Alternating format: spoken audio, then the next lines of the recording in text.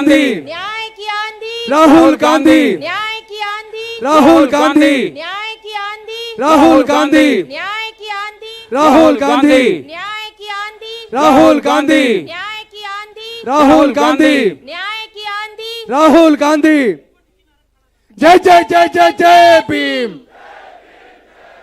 जय जय जय जय जय भीम, जय जय जय जय जय भीम। हेलो साथियों, जिनका आपको इतने दिल से इंतजार था, हमारे महबूब नेता, न्याय योद्धा, जननायक राहुल गांधी जी हमारे बीच में आ चुके हैं और मैं चाहूंगा कि ताली बजा करके और ये संविधान का चित्र दिखा के प्रतीक चिन्ह आप सब उनका स्वागत करें।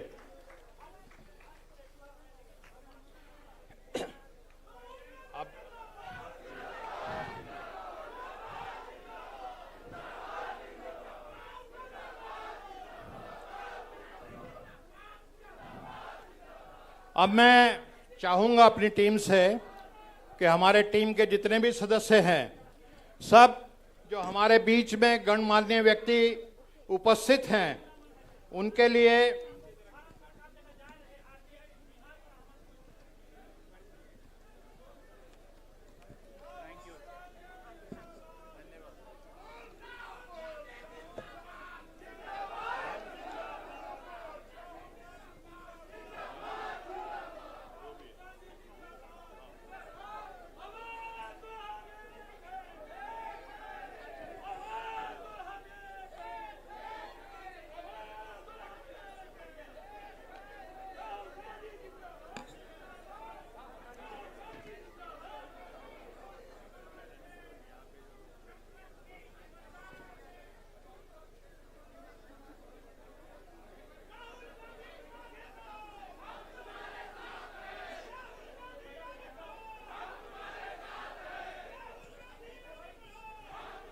साथियों, हमारे बीच में जो गणमान्य व्यक्ति बैठे हैं,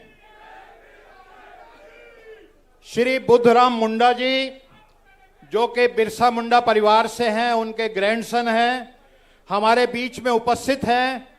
फ्रीडम फाइटर जनाब अमानत अली साहब, हमारे बीच में पद्मश्री मुकुंद नायक जी उपस्थित हैं, हमारे बीच में दयामणि बरला जी हैं, हमारे बीच में थियोडोर किडो साहब हैं, डॉक्टर नाबोर लाकड़ा एसजे साहब हैं, आरपी रंजन साहब हैं, जनाब अली अनवर अंसारी साहब जो कि एक्स एमपी भी हैं, वो हमारे बीच में हैं, सरिता कुमारी जी हमारे बीच में हैं, छोटेलाल महतो जी हैं, राजेश गुप्ता जी हैं।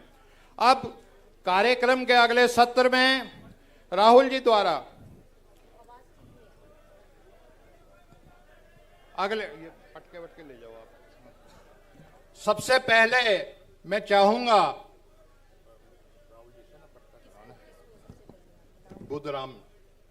श्री बुद्धराम मुंडा जी जो हमारे बीच में मौजूद हैं, उनको ये एक प्रतीक पटका पहना करके उनको सम्मानित किया जाएगा।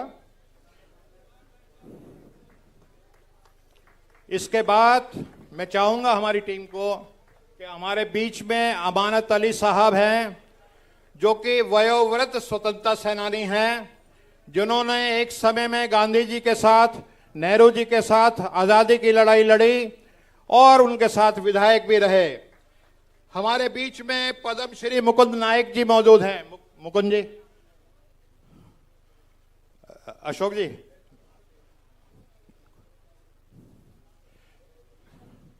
इसके बाद हमारे बीच में पद्मश्री मुकुंद नायक जी मौजूद हैं, जो कि बहुत बड़े लोकगीत के कलाकार हैं, आप सब जानते हैं इनको, और इनकी ख्याति जो है पूरे वर्ल्ड में है, सिर्फ झारखंड तक सीमित नहीं है। इसके बाद हमारे बीच में हमारी बहन जो बहुत ही संघर्षशील है, जिन पे पता नहीं सैकड़ों गुर्द में लगे संघर्ष की वजह से, दयामणि बरला जी, बहन जी दयामणि बरला जी। इसके बाद हमारे बीच में उपस्थित हैं थियोडोर किडो साहब। किडो साहब को ये कभी इंश्योरेंस कंपनी में मैनेजर होते थे, लेकिन हमारे महबूब स्वर्गीय राजीव गांधी जी ने इनको नौकरी से हटा करके अपने कांग्रेस ज्वाइन कराई, ये मंत्री रहे, एमएलए रहे। इसके बाद हमारे बीच में नाबौर लाकड़ा एसजे साहब जो सेंट जेवियर स्कूल के प्रिंसिपल भी हैं, उनका स्वागत। हमारे बीच में आरपी रंजन साहब,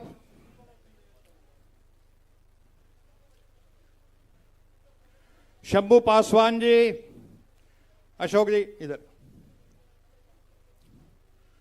हमारे बीच में हमारी बहन सरिता कुमारी हैं जो कुमार समाज की महिला अध्यक्ष हैं और बच्चों के एजुकेशन के लिए इन्होंने एक बहुत बड़े 50,000 1 लाख लोगों का ग्रुप बनाया जो 21 रुपए पर मंथ देते हैं अपने समाज के लिए। हमारे बीच में जनाब अली अनवर साहब हैं जिन्होंने जब नीतीश जी ने एनडीए छोड़ी, मोदी जी का साथ किया, तो इन्होंने नीतीश जी को छोड़ करके ये इस तरफ आ गए थे। हमारे बीच में छोटे लाल मेहता जी, हमारे आरपी रंजन साहब, बहुत बहुत धन्यवाद। अब मैं चाहूंगा कि हमारी जो आयोजकों की टीम है जिसमें सुभाषिनी यादव, अशोक जी, हमारे भारती जी, डॉक्टर गौतम, फ्रैंक हजूर और हमारे अजय, ये सब एक बुके दे करके राहुल जी का स्वागत करें।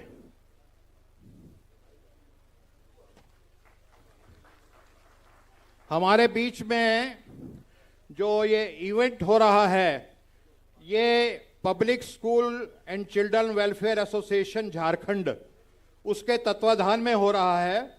उसके हमारे साथी हैं आलोक कुमार दुबे जी, और उनके साथ लाल किशोर सहदेव जी, डॉक्टर राजेश गुप्ता जी, सुश्री फलक फातिमा जी, नीरज कुमार जी, मेहुल दुबे जी एक मोमेंटो दे करके राहुल जी का स्वागत करेंगे।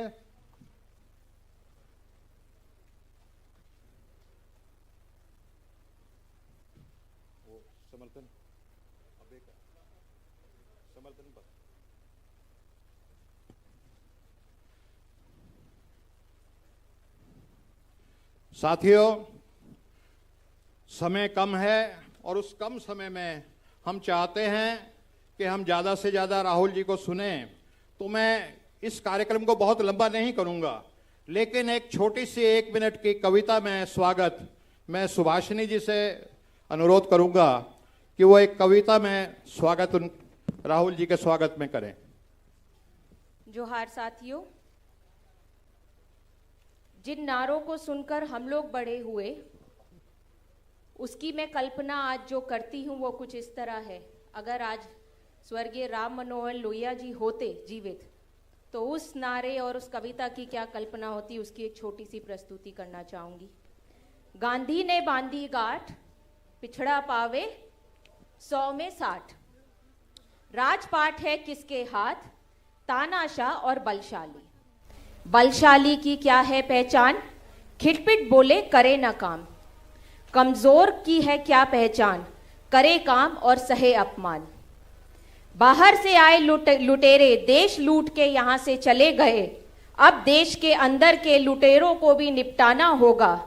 चंद पूंजीपतियों से काम नहीं चलेगा, उनका नाम नहीं होगा, फिर से देश गुलाम नहीं होगा।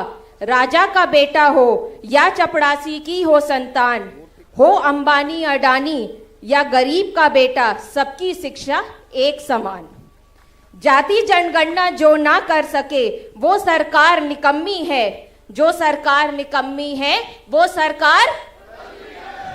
जाति जनगणना जो ना कर सके वो सरकार निकम्मी है, जो सरकार निकम्मी है वो सरकार बदलनी है। जुल्म करो मत, जुल्म सहो मत, जीना है तो मरना सीखो, कदम कदम पर लड़ना सीखो, नफरत के बाजार में मोहब्बत की दुकान खोलना सीखो। साथियों, राहुल गांधी ने बांधी गांठ, पिछड़ा पावे 100 में 60। मैं चाहूंगी आप लोग ये दोहराइए, राहुल गांधी ने बांधी गांठ, पिछड़ा पावे। बहुत बहुत धन्यवाद। धन्यवाद सुभाषिनी जी। अब मेरे हाथ में एक ये एनवलप है और ये एनवलप है जिसमें लगभग 200 सामाजिक संगठन जो दलितों के लिए, मूल निवासियों के लिए, पिछड़ों के लिए, अल्पसंख्यकों के लिए, गरीबों के लिए काम करते हैं, उन संगठनों ने इस सम्मेलन के लिए अपना समर्थन दिया है, तो ये सारे समर्थन पत्र मैं आप सबकी तरफ से राहुल जी को देना चाहता हूं।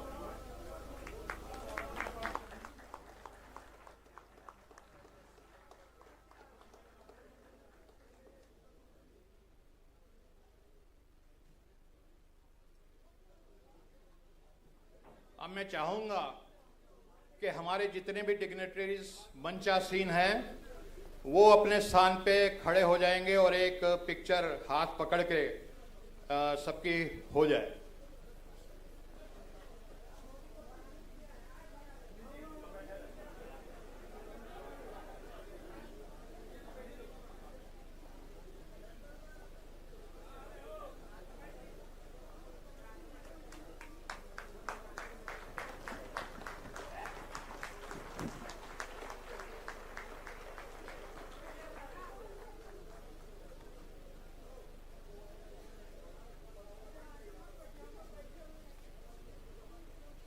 न्याय योद्धा राहुल जी, आपके आने से पहले इस सम्मेलन में विभिन्न श्रेणियों को लेकर के, हमारे दलितों को लेकर के, ओबीसी को लेकर के, हमारे अल्पसंख्यक समुदाय को लेकर के और मूल निवासियों को लेकर के एक लंबे पैनल डिस्कशंस हुए।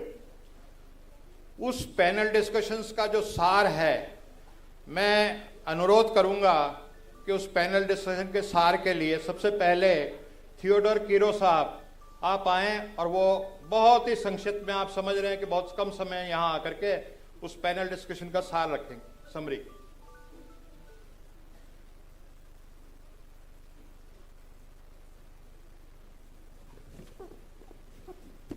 अति सम्मानित न्याय योद्धा माननीय राहुल गांधी जी और मंच में मंचासीन सभी प्रबुद्ध मेरे पिता, भाई, बहन, नेतागण और सामने इस सभागार में सभी सम्मानित प्रबुद्ध नेतागण, सामाजिक कार्यकर्ता मन, प्रिय भाइयों, बहनों और प्रेस के बंधुगण, मैं आदिवासी समाज के प्रबुद्ध वक्ताओं द्वारा जो वो बातें रखी गई हैं उनको मैं एक एक लाइन में सम्मानित राहुल जी के सामने रखना चाहता हूं। नंबर 1, राज्य में 5वीं अनुसूची पेशा कानून के अक्षरशः अनुपालन। दूसरा, सरना धर्म कोड की मांग। तीसरा, CNTSPT कानून का सख्ती से अनुपालन। चौथा, झारखंड में केंद्रीय आदिवासी विश्वविद्यालय की स्थापना। 5वां, विस्थापितों और मजदूरों के लिए उपयुक्त नीति की जरूरत। 6ठा, भूयहर, मुंडा, उरांव सहित कतिपय जातियों को ST लिस्ट में शामिल करने पर विचार आदि विषयों पर चर्चाएं की गई। बहुत बहुत धन्यवाद। जोहार। अब मैं अनुरोध करूंगा RP रंजन साहब से कि जो हमारे शेड्यूल कास्ट दलित भाइयों की समस्याओं को लेकर के चर्चाएं हुई, उनका बहुत ही संक्षिप्त में आप समरी रखें।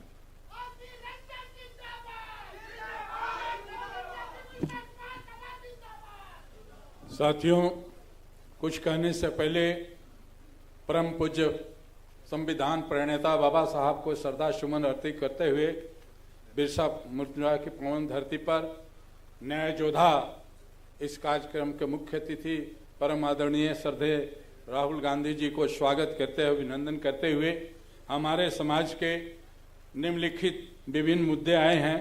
झारखंड राज्य में अनुसूचित जातियों का आबादी लगभग 60 लाख है और जनगणना 1911 हुआ था, उसमें 11.12 था, लेकिन आज 24 हो गया है, लगभग 16 से 17% है जिस इनका भागीदारी नहीं मिल रही है।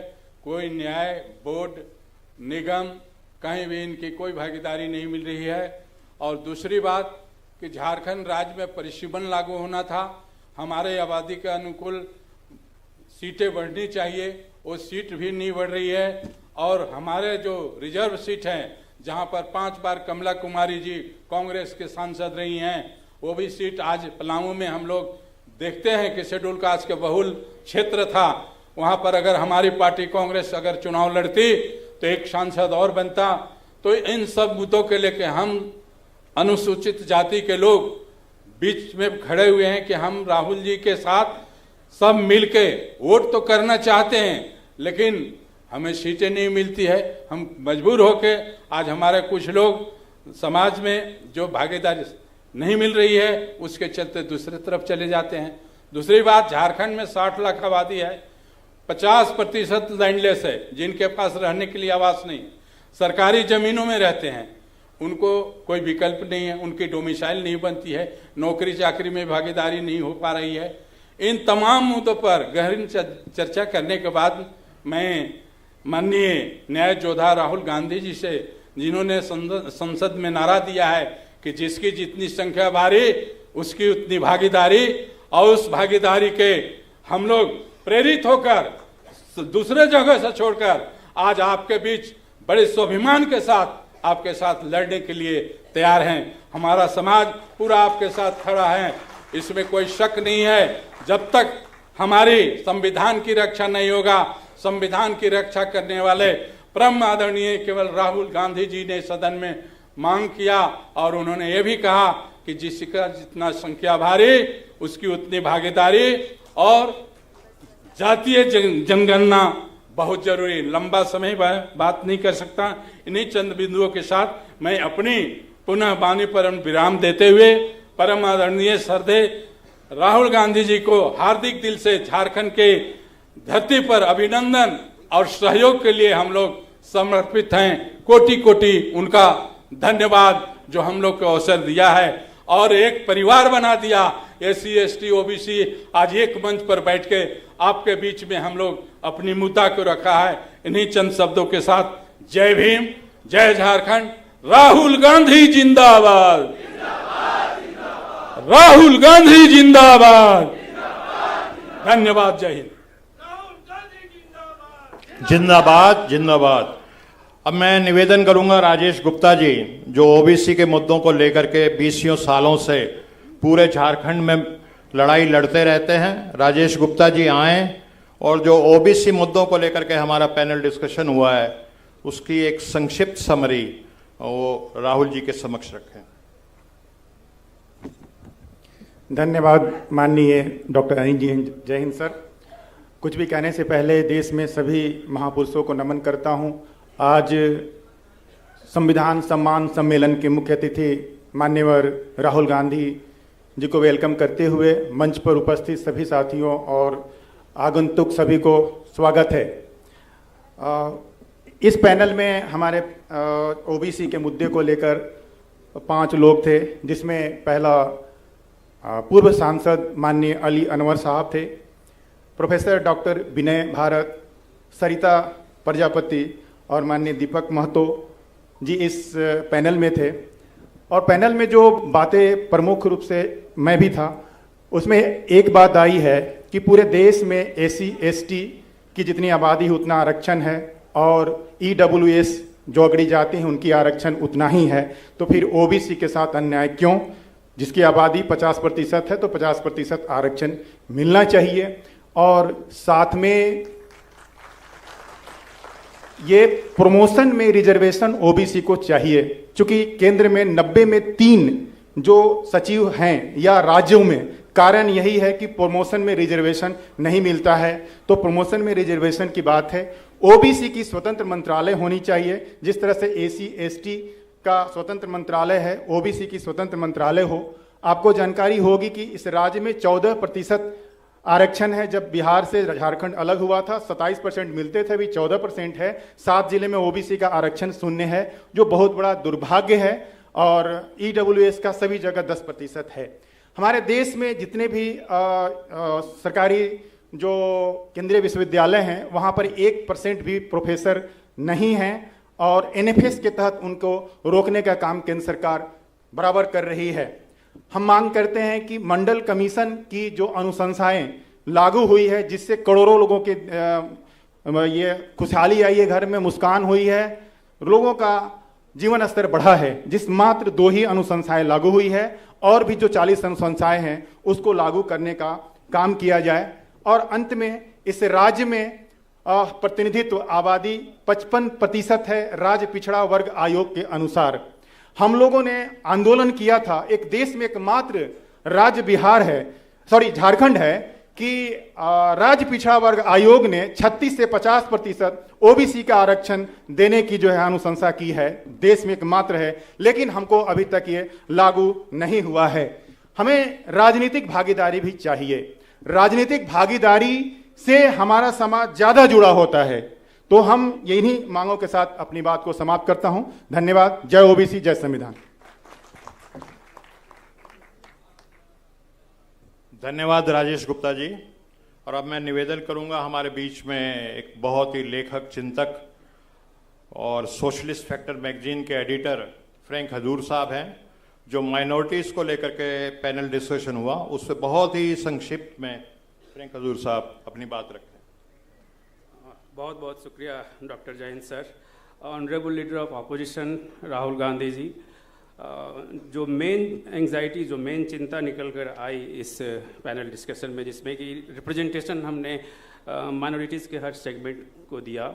मुसलमान भाई भी थे, क्रिश्चियन कम्युनिटी से भी रिप्रेजेंटेशन रहा, फादर सेंट यूनिवर्स कॉलेज के प्रिंसिपल रहे, सरदार ज्योति सिंह माथुरा भी थे, इब्रार अहमद थे, मुख्तार अहमद थे।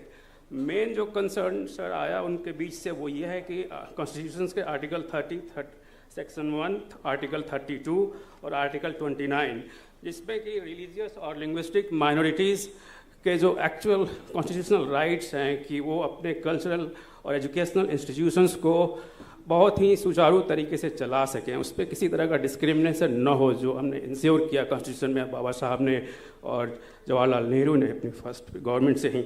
उसमें उन्हें लग रहा है कि कुछ डिस्क्रिमिनेशन हो रहा है, फेवरेटिज्म कहीं हो रही है। उसके अलावा उर्दू और स्कूलों को झारखंड में बिल्कुल ही क्लोजर का सामना करना पड़ रहा है, जो ऑफ कोर्स आर्टिकल 347 और 350A का वॉयलेशन है कॉन्स्टिट्यूशन का।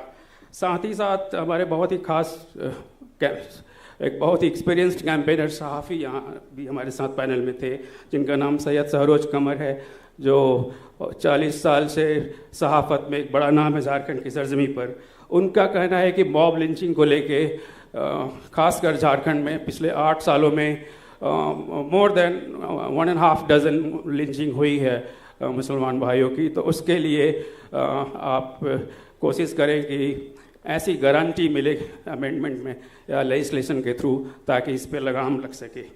Thank you very much. ये मेन चिंता थी। थैंक यू फ्रैंक हजूर साहब। और आप जैसा कि आप देख रहे हैं, हमारे बीच में झारखंड की शान पद्मश्री मुकुंद नायक जी मौजूद हैं। तो वो हमारे बीच में मौजूद हों और अब उनको ना सुने, ऐसा तो हो नहीं सकता। तो मैं उनसे दरख्वास्त करूंगा कि 5 या 10 मिनट के लिए कृपया आएं और हमें अपने लोकगीतों से परिचय कराएं।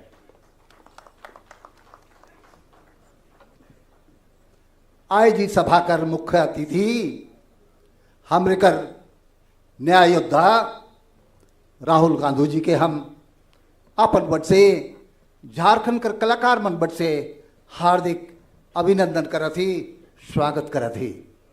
तो कुछ बात कहने से पहले मैं जो बात को शुरू किया था कि हमारा भारत देश कैसा था, हमारा गांव घर कैसा था। पहले कर गांव रहे कतना सुंदर, हंसी खुशी करत रहे, जीवन बसर रहे कतना सुंदर। हमारा गांव घर, हमारे लोग कितने खुशहाल थे। और इसी खुशहाली को देख करके अंग्रेजों का मन ललचाया और क्या किया उन्होंने? भारत देखी खुशहाल, भारत देखी खुशहाल, अंग्रेज मन लालचाल, आय के घुसियाल रे। कार बार कही सगरे, पांव पसारे रे। अंग्रेज यहां आए, कारबार कही सगरे, पांव पसारे रे, कर ले दे से आपन अधिकारे। और क्या हुआ? हमारा देश, हमारा आप, हमारे पूर्वज गुलाम बन गए। लेकिन हमारे पूर्वज चुपचाप नहीं रहे और राहुल गांधी जी का परिवार भी उस आजादी संग्राम का बहुत बड़ा हिस्सा रहा है। उस बात को हम याद कब करते हैं कि हम गुलाम कैसे हो गए, कैसे हम आजाद हुए। इसका दो पंक्ति कह देना चाहता हूं। जब आजादी दिवस आता है साल में एक बार, और आजादी की कहानी कहकर चला जाता है। आजादी दिवस आए, कहानी कहीं सुनाए। आजादी दिवस आए, कहानी कहीं सुनाए। गुलामी से मुक्ति ले, बिगुला बजाए, दीना सुबह चली आए। तिरंगा आकाशे देखो लहराए, तिरंगा आकाशे देखो लहराए। वो तिरंगा क्या ऐसे मिला है? नहीं, कितने युवा युवती बच्चे बुजुर्ग अपने जिंदगी को आहुति दे दी, तब ये आजादी मिला है, ये तिरंगा मिला है। और आजाद भारत को चलाने के लिए बाबा साहब भीमराव अंबेडकर के नेतृत्व में कई प्रबुद्धजन संविधान को बनाया। भारत के देश को खुशहाल करने के लिए, यहां की आम जनता को सही रूप से जीवन निर्वाह के लिए संविधान बना करके लागू किया गया। लेकिन अफसोस लग रहा है कि आज आजादी के 77 साल बाद संविधान सम्मान सम्मेलन हम लोग कर रहे हैं। लगता है यह बहुत चिंता की बात है। चलिए, मैं ज्यादा भाषण नहीं दूंगा। मैं एक कलाकार हूं। संविधान में प्रोविजन है कि किसी भी क्षेत्र के बोली भाखा गीत संगीत अखड़ा धुमकारियों को बचाना है, बढ़ाना है। लेकिन आज विकास के आंधी में, ग्लोबलाइजेशन के क्रम में क्या हो रहा है? नो डाउट हम भारत को विकसित बनाने के मुहिम में हैं, विकसित बनना चाहिए। लेकिन जब तक एक एक तत्व मानव का संरक्षित नहीं होगा, एक एक व्यक्ति जब तक खुशहाल नहीं होगा, तो उस विकसित भारत का कोई औचित्य नहीं है। इसलिए मैं यही कहना चाहता हूं कि संविधान को हम सब मिलकर बचाएं। दो कड़ी उसका मैं गीत के माध्यम से कहना चाहता हूं। राहुल साहब कहा थी ये बात से के सुनो तरी ध्यान से, कहा थी ये बात से के सुनो तरी ध्यान से। भारतीय संविधान के मिल के बचाए दो, मिल के बढ़ाए दो। भारतीय संविधान के मिल के बचाए दो, मिल के बढ़ाए दो। What ever I am saying, these are not only my words, these are my pain, which I am kicking in front of us, you. What I am saying, please listen carefully, and please save, protect our Indian constituency, and please promote, take ahead our Constitution.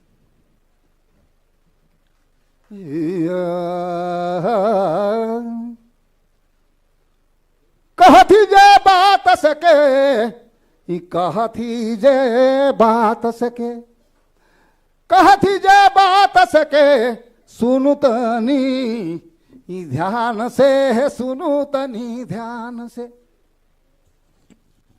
ओ झारखंड, ठीक है।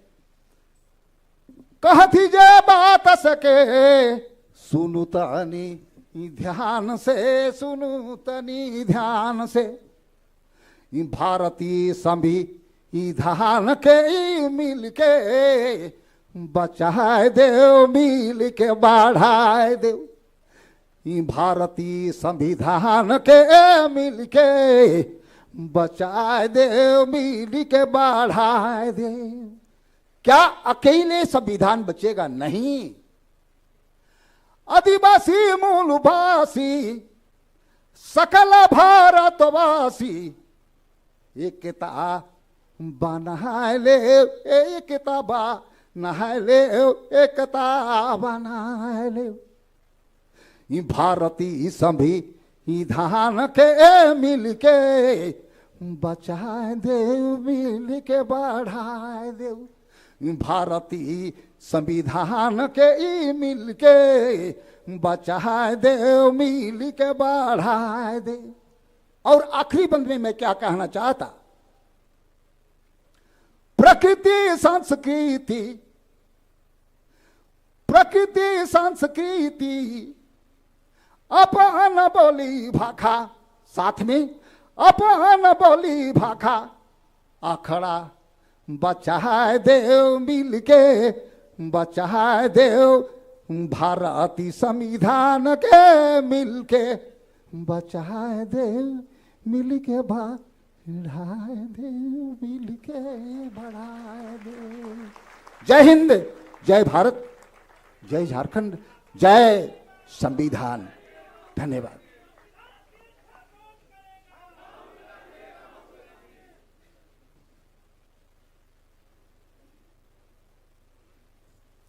बहुत बहुत धन्यवाद पद्मश्री मुकुंद नायक जी। आपने बहुत ही सुंदर स्वर में दिल को छू लेने वाली प्रस्तुति की और संविधान की रक्षा की बात की। साथियों, जब से दुनिया बनी है, सत्य और असत्य के बीच में लड़ाई, जंग जारी है। हमारे देश में गुलामी का दौर चल रहा था और कांग्रेस आज़ादी की लड़ाई लड़ रही थी। और उस लड़ाई में जो लड़ने वाले लोग थे वो सत्य की ताकत को, प्रतिनिधि उसको रिप्रेजेंट करते थे। कांग्रेस पार्टी ने 31 मार्च 1931 को कराची में एक अधिवेशन किया और उस अधिवेशन में एक प्रस्ताव पारित किया कि जब भी ये देश आज़ाद होगा, इस देश में सभी नागरिकों को, चाहे वो किसी भी धर्म के हों, चाहे वो किसी भी जाति के हों, चाहे वो किसी भाषा को बोलते हों, किसी भी क्षेत्र के हों, सबको बराबर का फंडामेंटल सिविल राइट्स मिलेंगे, बराबर का अधिकार मिलेगा, लोकतंत्र कायम होगा और सबको वोट का अधिकार मिलेगा और सब लोग हजारों साल के इतिहास में पहली बार ये तय करेंगे कि हमारे देश में हुक्मरान कौन बनेगा। साथियों, देश आज़ाद होता है, महात्मा गांधी, पंडित जवाहरलाल नेहरू, सरदार पटेल, मौलाना आज़ाद सब मिलकर के बैठते हैं और वो सोचते हैं कि संविधान जो हमने 1931 में प्रस्ताव पारित किया था, अगर वैसा संविधान बनाना है तो किस व्यक्ति को चुनें। और सब फैसला करते हैं कि बाबा साहब भीमराव अंबेडकर वो इस काम के लिए सबसे काबिल और सबसे उचित व्यक्ति रहेंगे। और साथियों, एक बात मैं आपको ध्यान दिला देना चाहता हूं, उस समय बाबा साहब भीमराव अंबेडकर जी की अलग पार्टी थी, लेकिन कांग्रेस पार्टी ने ये जानते हुए भी कि वो दूसरी पार्टी है, उनकी देश हित में, उनकी काबिलियत को देखते हुए उनको संविधान बनाने का जिम्मा दिया और ये एक बराबरी का समानता वाला एक इक्वलिटी का संविधान बना।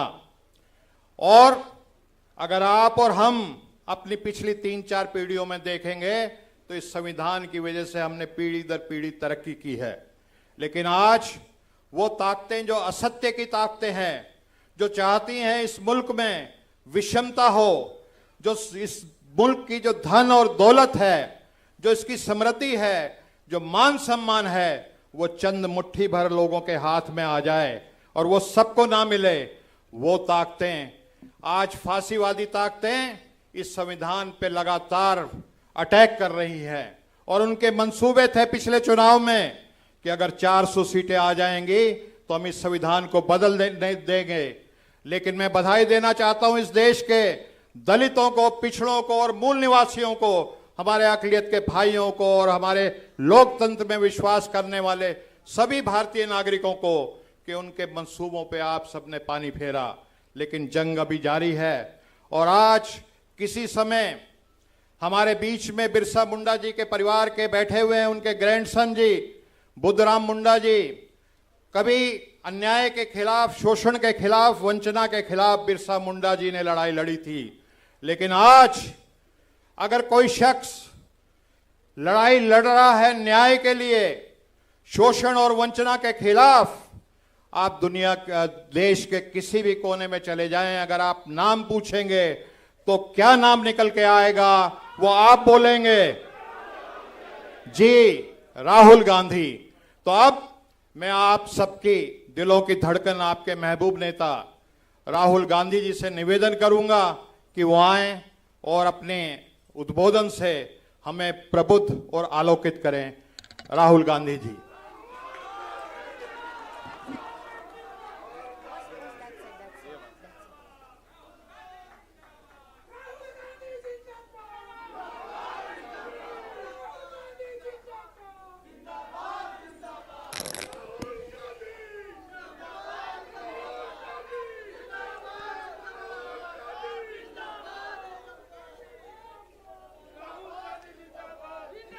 बुद्धराम मुंडा जी, फ्रीडम फाइटर जनाब अमावत अली जी, अनिल जयहिंद जी, दायामणि बारला जी, थियोडोर किडो जी, फादर नबोर लाखरा जी, आरपी रंजन जी, अर्जुन राम भूया जी, शंभू पासवान जी, अली अनवर अंसारी जी, सरिता कुमारी प्रजापति जी, छोटेलाल महतो जी, राजेश गुप्ता जी, भाइयों और बहनों, आप सबका यहां बहुत बहुत स्वागत, नमस्कार। कैसे हैं आप? ठीक हैं आप? मैं देख रहा था वहां पे पोस्टर पे लिखा है संविधान सम्मान सम्मेलन, मगर सच्चाई ये है, सम्मान सम्मेलन तो है, मगर आज संविधान की रक्षा की जरूरत है। सिर्फ सम्मान से बात नहीं बनेगी। हम सम्मान करें और उसकी रक्षा ना करें तो सम्मान करने का कोई मतलब नहीं रहेगा, क्योंकि इस पे आक्रमण हो रहा है।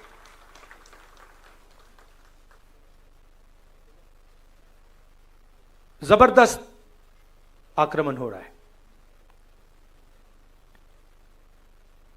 चारों तरफ से आक्रमण हो रहा है। सिर्फ एक व्यक्ति, मोदी जी, अमित शाह जी, सिर्फ एक दो व्यक्ति आक्रमण नहीं कर रहे हैं, अलग अलग फोर्सेस, अलग अलग शक्तियां इस पर आक्रमण कर रही हैं। कोई आगे से, कोई पीछे से, कोई साइड से, कोई ऊपर से, और इनका लक्ष्य है कि संविधान किसी ना किसी तरीके से या खत्म हो जाए या फिर खोखला बना दिया जाए।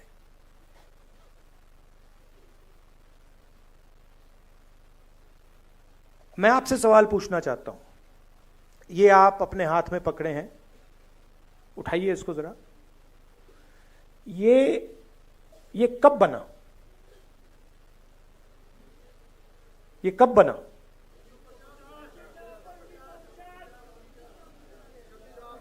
« 1950?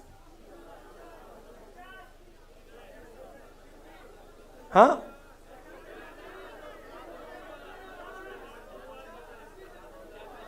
किस साल बना ये? एक व्यक्ति बोलिए, एक व्यक्ति बोलिए, आप बोलिए। 1949, कोई कह रहा है 1950, कोई कह रहा है 1949, कोई कह रहा है 1947। ठीक है, तो मैं आपसे अब दूसरा सवाल पूछता हूं। अगर बिरसा मुंडा जी नहीं होते तो ये बनता? अगर नारायण गुरु जी नहीं होते तो ये बनता? अगर बसवना जी नहीं होते तो ये बनता? अंबेडकर जी नहीं होते तो ये बनता? बुद्ध भगवान नहीं होते तो ये बनता? गुरु नानक नहीं होते तो ये बनता? तो ये कितना पुराना है?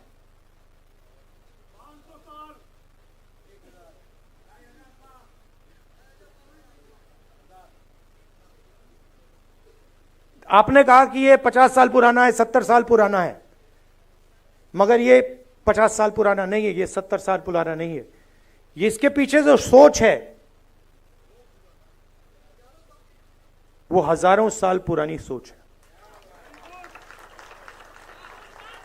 और सबसे पहले ये गुरु नानक जी, बिरसा मुंडा जी, अंबेडकर जी, गांधी जी, बसवना, नारायण गुरु, बुद्ध भगवान, उनकी सोच ने बनाया है। और ये जो लड़ाई चल रही है ये 50-70 साल पुरानी लड़ाई नहीं है, ये हजारों साल पुरानी लड़ाई है। तो अगर ये कॉन्स्टिट्यूशन बिरसा मुंडा जी की सोच का है, गुरु नानक, महावीर, बुद्ध भगवान, महावीर जी, अगर ये इनकी सोच का है तो इसके विरोध में कौन सी किताब है?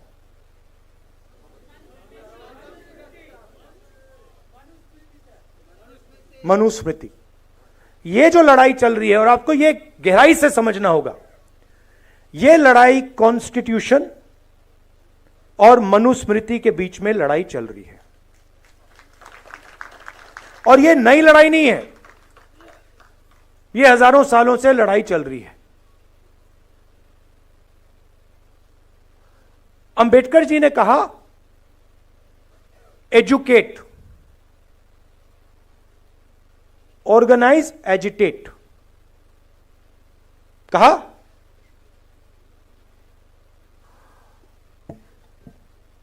तो जब वो कह रहे हैं एजुकेट, एजुकेट का मतलब क्या?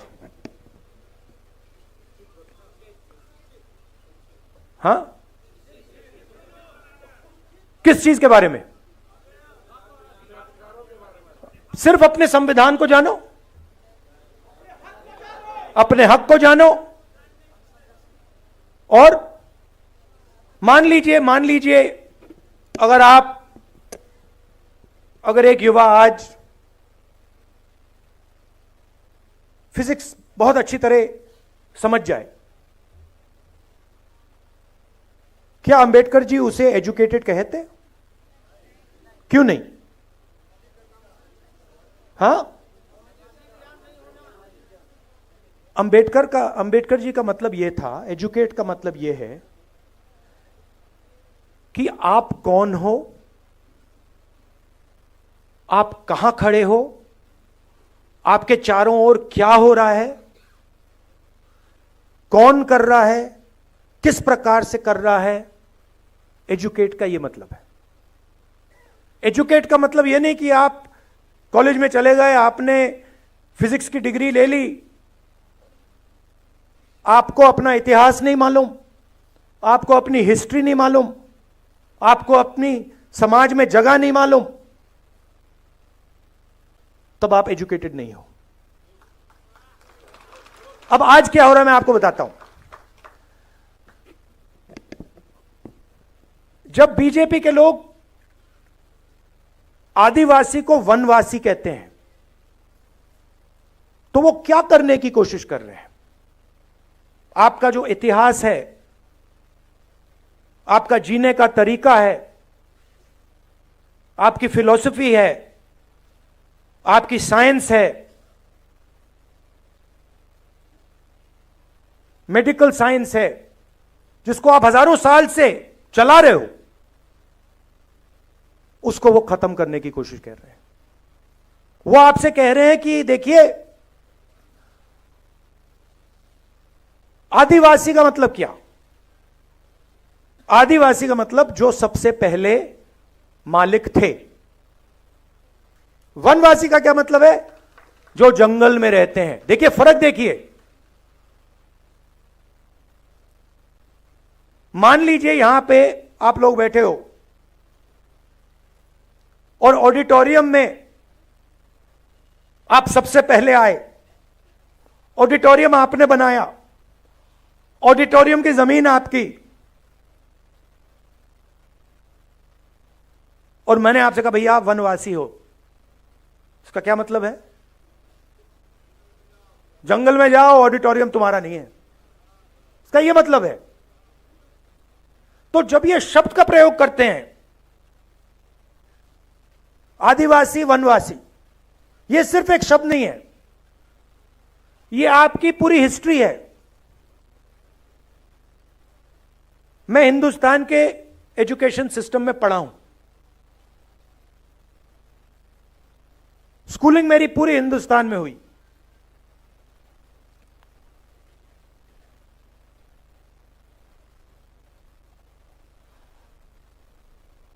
पूरा का पूरा जोड़ दीजिए तो आदिवासियों के बारे में आधा चैप्टर मिलेगा। 10-15 लाइन मिलेंगी कि हां हिंदुस्तान में आदिवासी भी हैं, मगर इनकी हिस्ट्री क्या है, इनके जीने का तरीका क्या है, इनके सोचने का तरीका क्या है, इनकी साइंस क्या है, इनकी पॉलिटिक्स क्या है, उसके बारे में कुछ नहीं। मैं हिंदुस्तान के सिस्टम में स्कूलिंग मेरी यहां हुई, दलितों के बारे में एक लाइन, हां भाई अनटचेबिलिटी होती थी, मगर उनका दर्द,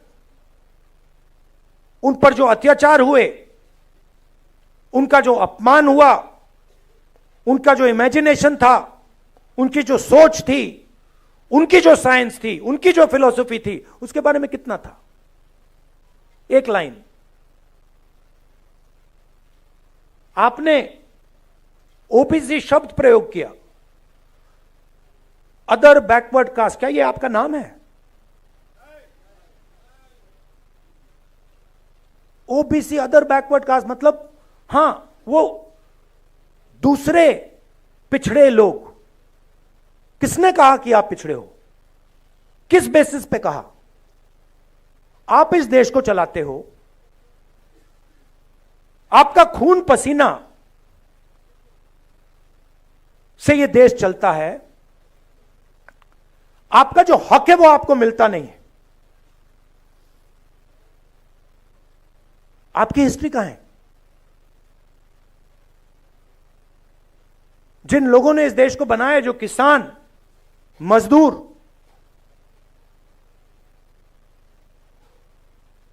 बढ़ई, नाई, मोची, इनकी हिस्ट्री कहां है? कहां लिखा है? फाड़ दिया गया।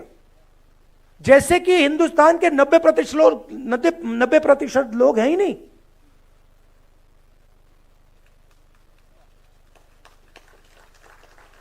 मतलब आप छुपे हुए हो।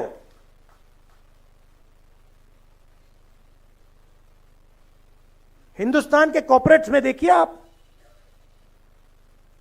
250 कॉर्पोरेट्स की मैंने लिस्ट निकाली। कहां मैं देखता हूं भाई 90% आबादी में से यहां कितने हैं? 250 सबसे बड़ी कॉर्पोरेट्स में मालिकों में, सीईओज में, सीनियर मैनेजमेंट में आपको एक ओबीसी नहीं मिलेगा, एक दलित नहीं मिलेगा, एक आदिवासी नहीं मिलेगा। करेक्ट? मैं यहां झूठ बोलने थोड़ी आया हूं। हलवा बांट रहे हैं वही, हलवा खा रहे हैं वही। अब उसमें एक और बात है, उसमें बेचारे गरीब जनरल कास्ट के भी लोग हैं 5-7%, उनको भी हलवा नहीं मिल रहा। आप ब्यूरोक्रेसी में देखिए, बहुत अच्छा लगा आपने 90 में से 3 की बात की।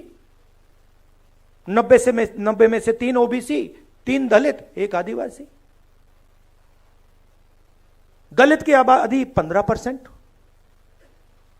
आदिवासियों की आबादी 8%, ओबीसी की आबादी कोई जानता नहीं है, कोई नहीं जानता। हम कह सकते हैं कि तकरीबन 50%।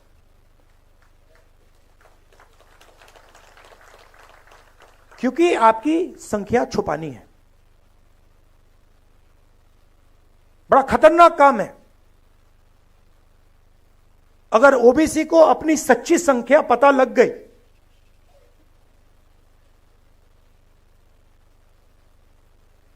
नब्बे में से 3, 50% आबादी 90 में से 3। और अगर हिंदुस्तान की सरकार में 100 रुपए खर्च होते हैं तो 50% को 100 में से 100 रुपए में से 5 रुपए का निर्णय लेने का मौका मिलता है।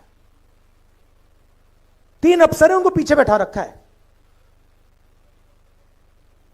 आपको कोई ओबीसी, दलित, आदिवासी फाइनेंस मिनिस्ट्री में नहीं मिलेगा,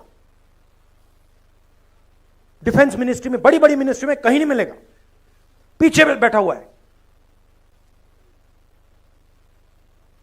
100 रुपए में से 5 रुपए का निर्णय ओबीसी अफसर लेते हैं, 100 रुपए में से 1 रुपए का निर्णय दलित अफसर लेते हैं और 100 रुपए में से 10 पैसे का निर्णय आदिवासी अफसर लेते हैं। मतलब अगर हिंदुस्तान की सरकार 100 रुपए खर्च करती है तो 90% के लोग 6 रुपए 10 पैसे का निर्णय लेते हैं।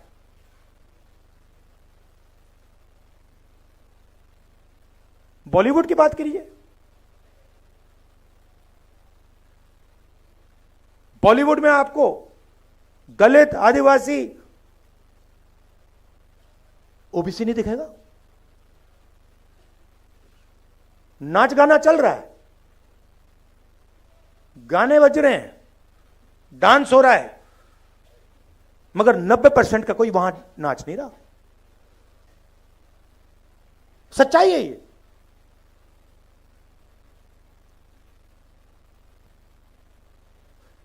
राष्ट्रपति आदिवासी वर्ग की हैं। पहली बार राष्ट्रपति जी को आदिवासी वर्ग से बनाया गया। मगर जब पार्लियामेंट का उद्घाटन होता है तो उन्हें कहा जाता है कि आप आदिवासी हैं, आप अंदर नहीं आ सकती हैं।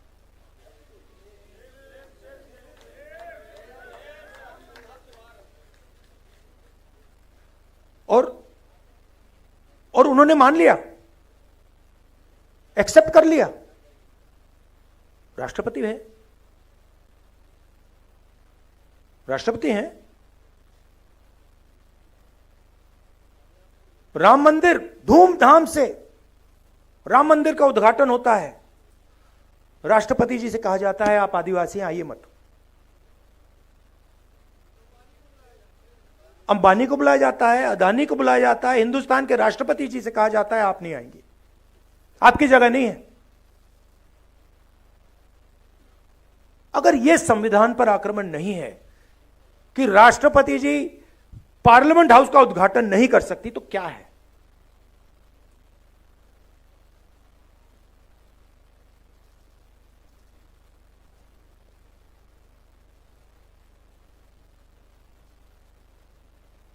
कहा गया था, संविधान में कहा गया है कि एक व्यक्ति को एक वोट का हक मिलेगा, ये इसमें लिखा है। और हिंदुस्तान का हर व्यक्ति एक जैसा है, कोई बड़ा नहीं है, कोई छोटा नहीं है, सबको वही हक मिलना चाहिए, कहा गया है। आप हिंदुस्तान की कोई भी संस्था देख लीजिए जो कॉन्स्टिट्यूशन को चलाती हैं, इस कॉन्स्टिट्यूशन की रक्षा कौन सी संस्था करती है बताइए? मीडिया करती है इसका? मीडिया को करना चाहिए? करती है? नहीं। इलेक्शन कमीशन इसकी रक्षा करता है? नहीं करता है। जो CBI, ED, income tax department के लोग हैं वो इसकी रक्षा करते हैं? नहीं। ब्यूरोक्रेसी के लोग इसकी रक्षा करते हैं? नहीं। क्यों? क्योंकि ये सारी की सारी संस्थाओं को बीजेपी ने कंट्रोल कर दिया है। पूरा देश जानता है कि मीडिया में 90% का कोई नहीं है। पत्रकारों को देखिए, एडिटर्स को देखिए, मालिकों को देखिए, मुझे बता दीजिए कौन सा अखबार है हिंदुस्तान में जिसको दलित, आदिवासी, पिछड़े वर्ग के लोग चला रहे हैं? मुझे बता दीजिए, मान जाऊं मैं, एक नहीं है। तो आपकी आवाज कहां है? कैसे निकल सकती है आपकी आवाज? आपकी आवाज आपके दिल में है, मगर हिंदुस्तान की संस्थाओं में नहीं है। Election commission, ministry, media, judiciary, कहां है आपकी आवाज? और फिर नरेंद्र मोदी जी कहते हैं मैं पिछड़ों का सम्मान करूंगा, दलितों का सम्मान करूंगा, आदिवासियों का सम्मान करूंगा, और फिर आपके हाथ से आपकी शक्ति छीन लेते हैं।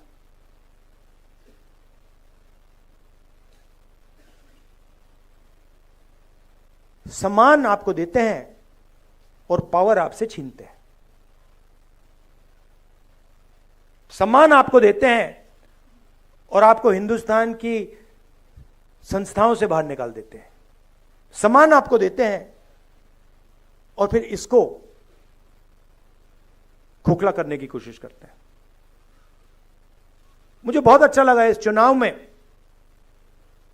हमने सिर्फ एक काम किया, हमने ये दिखाना शुरू कर दिया। बहुत गहरी बात है ये। हमने सिर्फ ये दिखा के कहा कि भैया हम इसकी रक्षा करेंगे, आप इसको छुओ फिर देखो क्या होता है। और हिंदुस्तान के प्रधानमंत्री ने चुनाव के बाद ये किया। देश ने बता दिया कि आप जो कर रहे हो, जो आक्रमण आप बिरसा मुंडा जी की सोच पर कर रहे हो, गुरु नानक जी की सोच पर कर रहे हो, नारायण गुरु जी की सोच पर कर रहे हो, बसवना की सोच पर कर रहे हो, बुद्ध भगवान, फूले जी, इन सब की सोच पर जो आक्रमण कर रहे हो वो हम आपको करने नहीं देंगे। मगर उनके पास सब कुछ है, सच्चाई है। धन उनके पास, संस्थाएं उनके पास, मीडिया उनके पास, CBI, ED, income tax department. अब आप कहोगे भाई अगर सब कुछ उनके पास तो हमारे पास क्या है? हमारे पास सच्चाई है और हमें कुछ और नहीं चाहिए। आप ले लो, आप संस्थाएं ले लो, सब कुछ ले लो, धन ले लो, संस्थाएं ले लो, जब तक हमारे पास सच होगा सारा का सारा न्याय हमें मिलेगा। और यही इस चुनाव ने दिखाया है। हमारे पास मीडिया नहीं। मैं आपको बताऊं, कांग्रेस पार्टी के बैंक अकाउंट बंद कर दिए। बिना पैसे के कांग्रेस पार्टी चुनाव लड़ी है। आप सोचिए, हिंदुस्तान को लोकतांत्रिक देश कहा जाता है, सबसे बड़ी ऑपोजिशन पार्टी के बैंक अकाउंट बंद कर दिए, तब भी हम लड़े, सच्चाई के साथ लड़े, संविधान के साथ लड़े।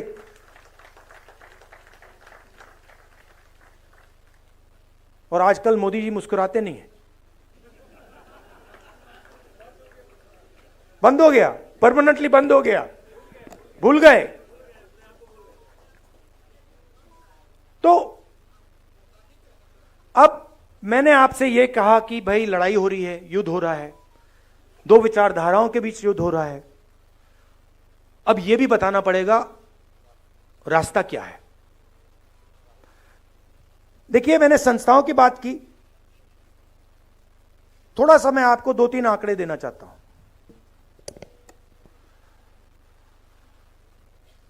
जीएसटी इस देश में कौन देता है? कौन देता है? 90% देता है। दलित, आदिवासी, पिछड़े वर्ग के लोग, गरीब, जनरल कास्ट के लोग देते हैं। यह आपने शर्ट कितने की खरीदी? ये आपने, हां आपने, ये कितने की खरीदी? 1,500 रुपए की। इस पे आपने जीएसटी कितनी दी? 18%। अगर यही अच्छा, अगर यही शर्ट अदानी या अंबानी खरीदें तो जितना टैक्स आपने दिया उतना टैक्स वो देते हैं। जीएसटी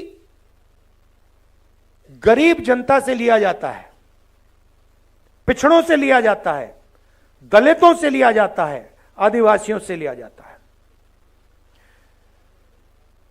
अगर 100 रुपए आज हिंदुस्तान में, अगर 100 रुपए टैक्स में लिए जाते हैं, 40 रुपए आम आदमी की जेब से निकलते हैं, 26 रुपए हिंदुस्तान की सबसे बड़ी कंपनियों से आते हैं।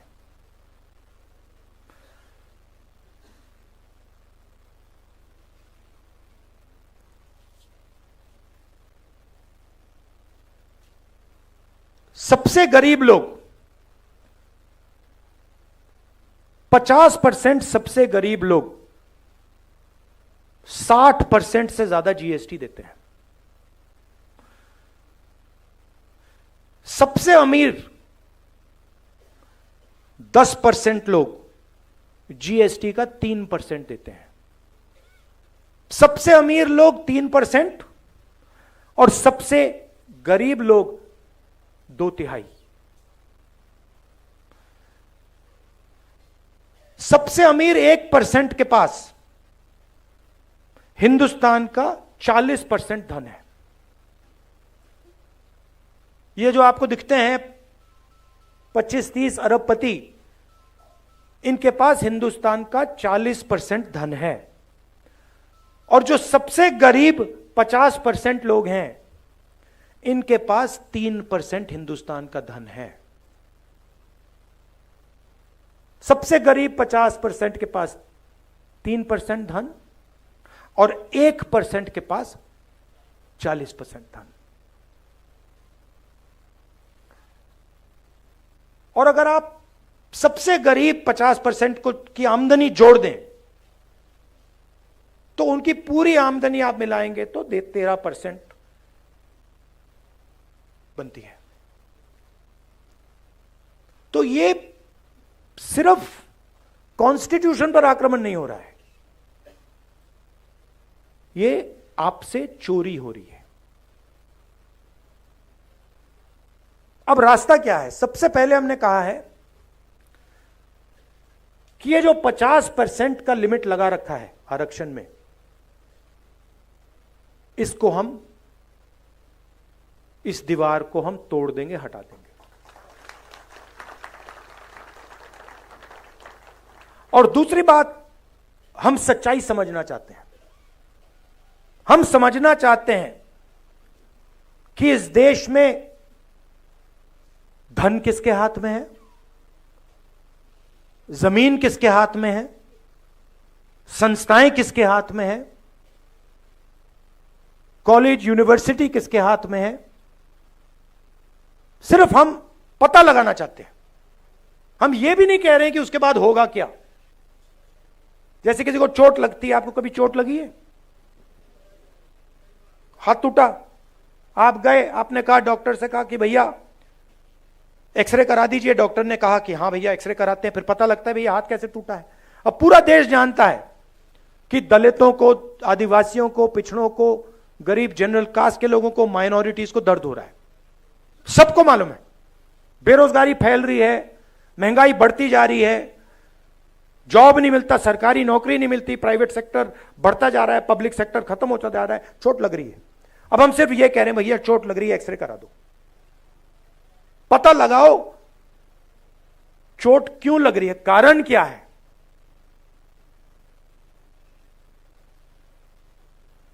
सामाजिक एक्सरे का माध्यम जाति जनगणना है।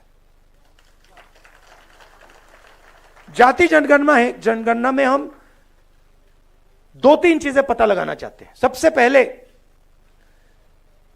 किस देश में पिछड़े वर्ग के कितने लोग हैं, 10% हैं, 20 हैं, 30 हैं, 40 हैं, 50 हैं, 60 हैं, कितने? दलित, आदिवासी, माइनॉरिटी, गरीब जनरल कास्ट के लोग कितने हैं, पहली बात। दूसरी बात, हिंदुस्तान की संस्थाओं में किसकी कितनी हिस्सेदारी है, लीगल सिस्टम में किसकी हिस्सेदारी है, जुडिशरी में किसकी हिस्सेदारी है, ब्यूरोक्रेसी में किसकी हिस्सेदारी है, कॉर्पोरेट इंडिया में किसकी हिस्सेदारी है, हमारे संस्थाओं में किसका कंट्रोल है, मीडिया में कितने लोग हैं 90% से, कॉर्पोरेट इंडिया में कितने लोग हैं, बड़ी बड़ी ब्यूरोक्रेटिक पोजीशंस में कितने लोग हैं, हिंदुस्तान में जो सेक्रेटरी लेवल के अफसर हैं उसमें कितने लोग हैं, हम एक्सरे करना चाहते हैं। अब अगर आप अस्पताल जाते और आप डॉक्टर से कहते भैया मेरा हाथ टूटा हुआ है, लग रहा है हाथ टूटा हुआ है, हिला नहीं पा रहा हूं, एक्सरे करवा दीजिए, और डॉक्टर आपसे कहता नहीं एक्सरे नहीं कराऊंगा, तो आप क्या करते? अब जब हम जाति जनगणना की बात कर रहे हैं, हम कह रहे हैं कि भैया एक्सरे कराइए, मोदी जी कहते हैं हम नहीं कराएंगे। कैसे नहीं कराओगे? अगर आप नहीं कराओगे हम कराएंगे। और मैं आपको बता रहा हूं, आप लिख के ले लो, जाति जनगणना को और ये जो 50% का बैरियर है ना, इसको अब कोई शक्ति नहीं रोक सकती है। जो करना है कर लो, जो करना है कर लो, आज नहीं तो कल। जो करना है कर लो, आज नहीं तो कल। जाति जनगणना, इंस्टीट्यूशनल सर्वे, 50% की जो दीवार है, ये कार्रवाई होगी ही होगी। मैं बता रहा हूं, मैं 20 साल के बाद राजनीति को समझता हूं। जो ये 90% को छुपाया जा रहा है, मिटाया जा रहा है, इनकी हिस्ट्री को खत्म किया जा रहा है, 90% में बहुत शक्ति है। आपके पास मीडिया नहीं है, मीडिया नहीं है आपके पास जुडिशरी नहीं है, आपके पास ब्यूरोक्रेसी नहीं है, मगर सच्चाई आपके साथ है। और यह काम मिलकर होगा, यह बंटने से काम नहीं होने वाला है। एक आवाज से मिलकर यह काम करना पड़ेगा, और यह काम मैं आपके साथ करने वाला हूं। यह मैं आपसे कहना था, मैं आपसे यह कहना चाहता था, सबसे जरूरी चीज, चाहे जाति जनगणना हो, चाहे 50% का बैरियर हो, सबसे जरूरी चीज इसको बचाने का है। अगर ये हाथ से निकल गया, अगर ये खोखला हो गया, अगर ये खत्म हो गया, तो फिर कुछ नहीं रहा। तो सबको सबसे पहले इसकी रक्षा करनी है, संविधान की, बिरसा मुंडा जी की सोच की, आदिवासियों की सोच की, अंबेडकर जी की सोच की, गांधी जी की सोच की, गुरु नानक, जो नाम आपको मैंने बताए। और यह मत सोचिए कि यह लड़ाई 70 साल पुरानी है, यह लड़ाई हजारों साल पुरानी है, यह लड़ाई चलती जाएगी और इसको हम जीतने जा रहे हैं। धन्यवाद।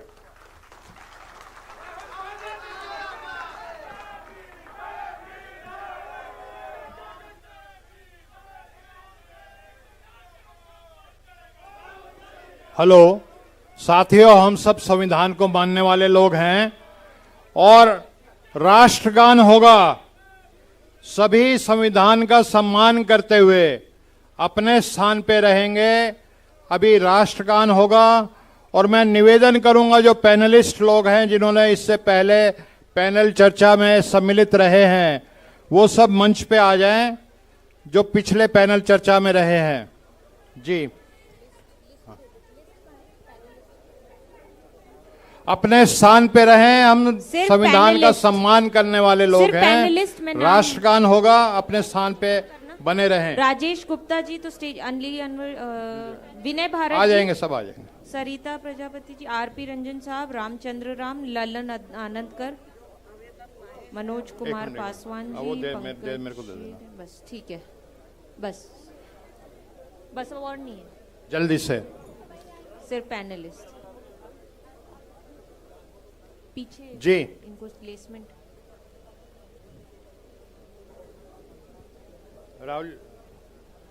राहुल जी से। जी, अब राष्ट्रगान शुरू होने वाला है।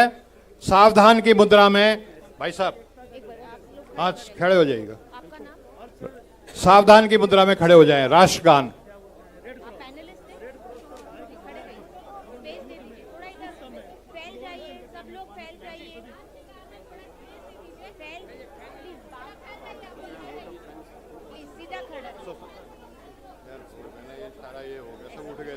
राहुल जी के बाद